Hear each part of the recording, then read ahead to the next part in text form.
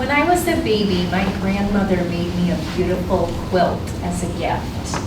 And as I've grown up, I've realized a patchwork quilt is a really great metaphor for life. Every time you meet a new person, another square is added to your quilt. Every time you read a book, it's added to your quilt. Even songs you listen to, they're added to your quilt. Some of them make you a better person.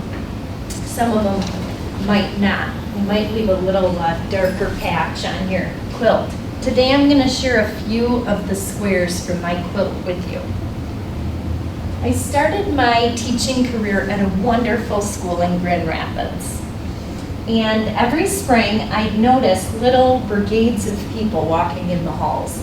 And they were carrying big like bouquets of balloons, Mac laptops with big shiny bows, vacation packages. And they'd go into a colleague's classroom and shower them with all this fabulousness for getting the highest scores on the standardized tests that we used. And after a few years of this, I started to wonder, what's wrong with me? How come the balloon brigade never comes my way? You know what I'm saying? So I started to seek out these teachers and say, what are you doing? What am I missing? And they generously gave me some large packets. And in the packets were collections of test questions that they had collected through the years. They'd change them a little bit, but they were basically the end of year tests in packet form. And they said, well, we spend a pretty good chunk of the day using these packets. So in my young mind, I thought, well, this must be excellent teaching. It's obviously what's valued here. So I ran to the copy machine, made 27 copies, and gave it a try the next week. It did not take long to figure out students hated it, and I hated myself a little bit for giving it to them.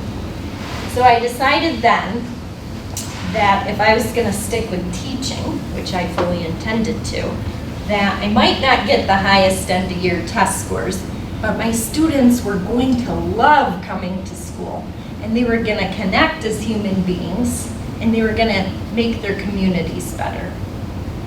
So this is, a picture of evidence of the half-life. Now I know you're like, half-life, isn't that a chemistry word? I vaguely remember it from high school, isotopes or something. But I've reinvented the word as it applies to teachers. So sometimes teachers do something because they believe that's what their curriculum director or their building principal wants them to do. But they know it's actually not in the best interest of students. And this hurts a teacher's heart so badly that they do one of two things. One is leave the profession, that's a real thing. The other is they might start living the teacher half-life. And what that means is they're there, they're going through the motions, they're watching the years pass by, but they're not really engaged. And if the leader of the learning isn't engaged, how can we ever expect students to be engaged? I think part of the reason that we see a lot of teachers right now in this half-life is the word fidelity. So every time I hear the word fidelity used in education, I just cringe inwardly. And I replay this part from Napoleon Dynamite. In case you haven't seen it, I wanted to share it with you. So this is me when someone else uses the word fidelity. You ready?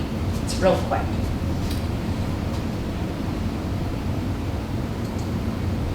You think anybody wants a roundhouse kick to the face while I'm wearing these bad boys? Goodbye. Except since I'm a teacher, it's more like LuLaRoe leggings or whatever. But the point is, fidelity has a place at like weddings, probably a lot of divorces, not in education. Okay? So if you're sitting there and you're like, but my job is to make sure teachers do what they're supposed to do, something you could say instead would be, it's really important to us that you teach the Common Core standards, or the next gen science standards. Here are some wonderful curricular materials for you to use. We trust your professional judgment, or we wouldn't have hired you. And mean it. It's really important. You don't have to say the word fidelity, because then you're not just giving the person permission to do a bad job, you're forcing them to.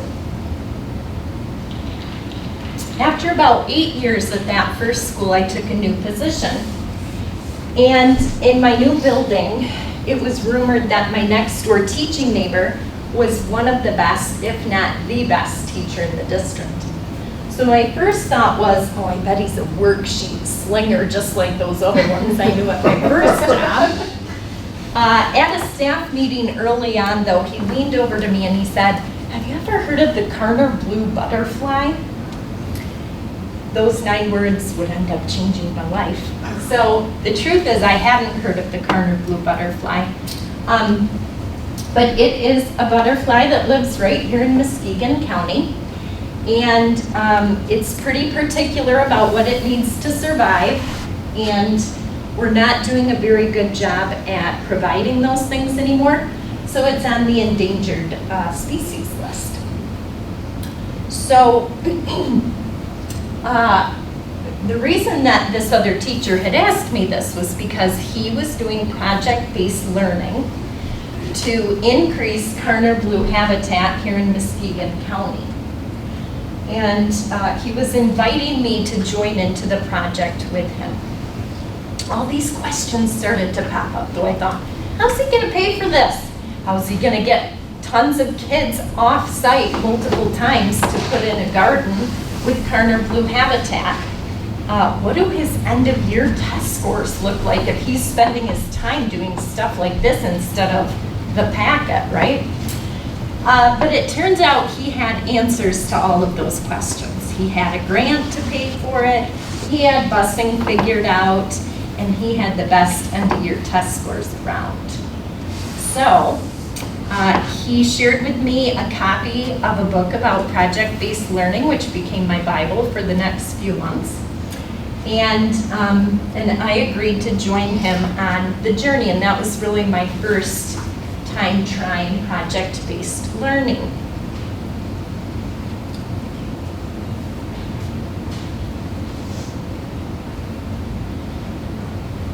Has anybody ever seen this video? Look up. Okay. So a couple of years ago, I was sitting on the couch with my husband, and we had just gotten our 3 young children to bed, and after a long day of teaching and motherhood, I was just mindlessly scrolling through my Facebook feed, and a message popped up from my husband, the one sitting right next to me, you know, because that happens sometimes. And it was a link to this video, and we don't have time to watch the whole video, but I'm going to show the first minute or so, and if you care to watch it, again, you know, it's 5 minutes long in real life, so if you just search look up, you'll be able to watch the rest. So we'll just watch about a minute. I have 422 friends, yet I'm lonely. I speak to all of them every day, yet none of them really know me. The problem I have sits in the spaces between looking into their eyes or at a name on a screen. I took a step back and opened my eyes. I looked around and realised that this media we call social is anything but when we open our computers and it's our doors we shut. All this technology we have, it's just an illusion.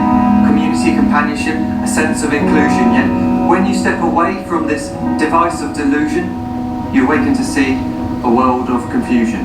A world where we're slaves to the technology we mastered, where information gets sold by some rich, greedy bastard. A world of self-interest, self-image, self-promotion, where we all share our best bits but leave out the emotion. So the video goes on to follow a guy, and he ends up meeting the woman of his dreams on a street corner when he asks her for directions. They hit it off, date, get married, watch their children grow, meet their grandchildren. It's this really, really well done. And then they play this scenario a second time, except the second time, the guy's looking down at his phone, so he never ends up meeting the woman of his dreams. And I'm not sure exactly why this video gave me all the feels.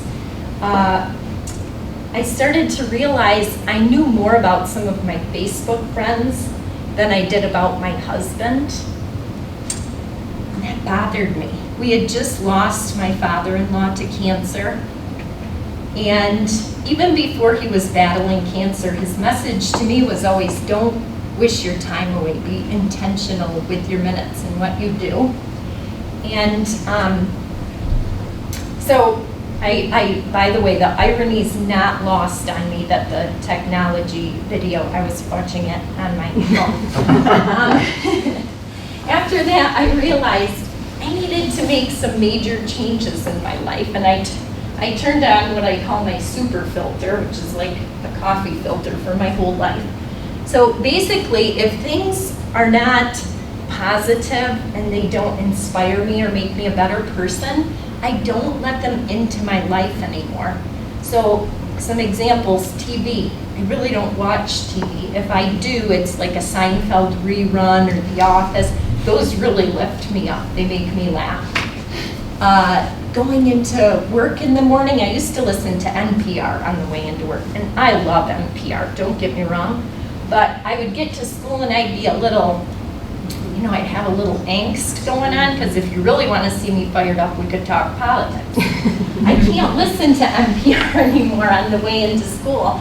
Instead, you know how professional baseball players, they get to pick music when they go up to bat, like so they pick something that really gets them going? So that's me. So if we ever pass on Whitehall Road, and I'm just, it's in the morning, because I get to school and I'm like, yeah, let's do this, But it passes through my filter, even people. We all know negative people at work. I avoid them like crazy because it's just not good. And interestingly enough, when I turned on my filter, I became a much better teacher, because there's not this separate, this is me outside of school and this is me in school. It's all part of who we are. It's all one thing.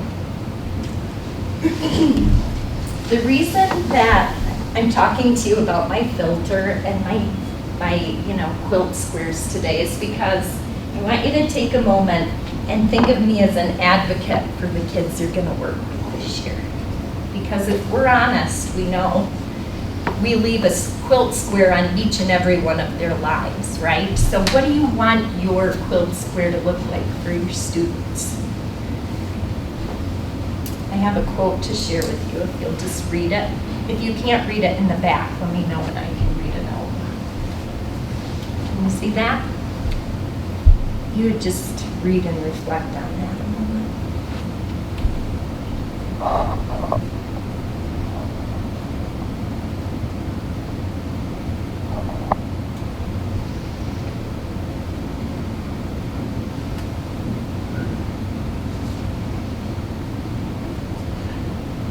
Elementary teacher, and he wanted you to put a thumb up when you were done. I can't turn it off, I'm sorry. Anyways, just as you go into this next school year, please put it on your heart to just find what's passionate to you, infuse that into your teaching or leadership. I know we have a lot of school leaders in here, and just know I really appreciate your time today.